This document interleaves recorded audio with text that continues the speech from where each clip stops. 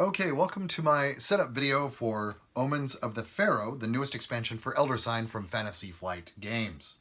This video assumes that you're familiar with Elder Sign and the setup of that game, with the exception of a few key differences, and I'm going to go through those in this video. The first difference we have is a new entrance card. One side is Cairo, the other side is Dashur. These correspond to our two new adventure decks, Stage 1 and Stage 2.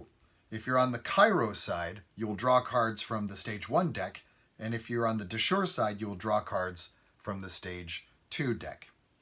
So at some point in the game, you're going to want to flip the entrance card to the Dashur side because all of the Elder Signs you need to win the game are not included in the Stage 1 deck. There's some of them in there, but the other ones are in the Stage 2 deck. And this is accomplished through various effects in the game, including the entrance card's own effect that says if you advance the clock, you can flip the card. The ancient one we're playing against is going to be Haunter of the Dark, an aspect of Nyarlathotep. Now, this, out of the three included in the expansion, is the easiest of the three, but still rated at average.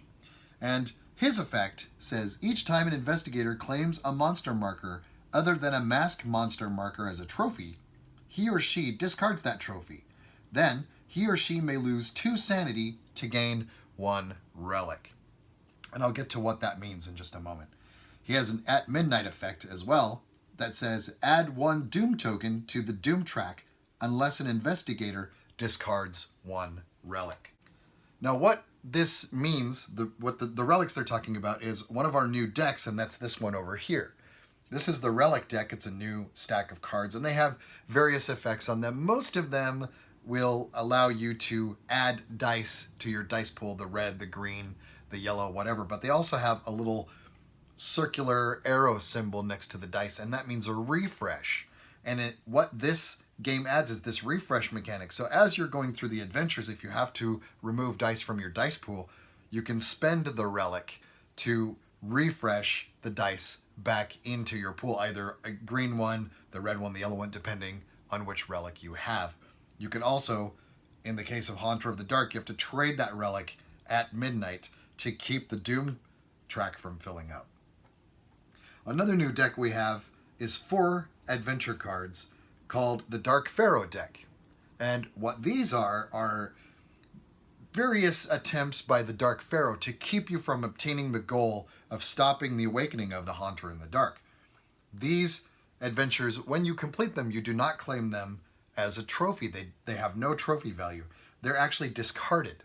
And then once you've gone through all 4 of them, you reshuffle and you start drawing from there again if the game calls for it. If all 4 of these cards are in play at any time, the doom track completely fills up and we move directly to battling the Haunter of the Dark at the end game phase. When we're drawing from our Stage 1 cards during setup, we will draw 3 face up and 3 face down. As you can see, they have markers on the back that denote the difficulty level. Green is easy, yellow is average, and red one, we don't have a red one out, but that would be difficult. Also, all of the cards in this expansion have some kind of an effect on the back, or in the case of the Dark Pharaoh cards, a midnight effect, or in the case of some of the chambers and other cards in the second stage deck, a task that you have to complete before you can enter the room. If you complete the task, you turn the card face up. If you fail, the card stays face down, your character remains there, they don't get to enter that room. However, any dice that you have used in the pool, either if you fail or succeed, are now removed as if you were doing a card face up, and you would remove those die as they're used up. Let's see. Oh, and the next new bit to this expansion is a scenario card. This is our expedition card over here, and this has various effects, such as discard this token at the start of your turn to flip the entrance card to the other side. There's one of the ways to flip the card. Another is discard this token when the Ancient One would attack to cancel its entire attack. Another one is At Midnight. One investigator regains 1 sanity. Discard this token when the Ancient One awakens. Now these tokens they speak of are these here. These are expedition tokens. And as we gain expedition tokens, also through various effects in the game or rewards on the cards, we will choose one of these effects and place the expedition token on the card. As long as it's next to that effect, we gain that effect, or as I read some of those, you discard the token to gain the effect.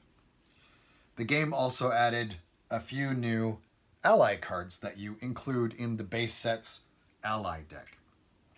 You will include the Otherworld cards from the base set as well.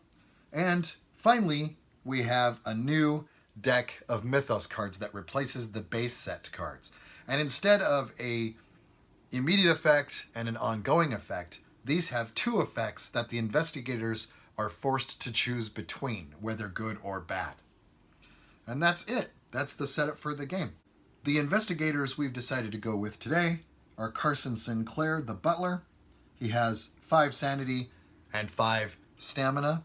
His effect says, when Carson spends trophies on the entrance, the cost of each option is reduced by 1 to a minimum of 1. And he starts with 2 clues and an ally.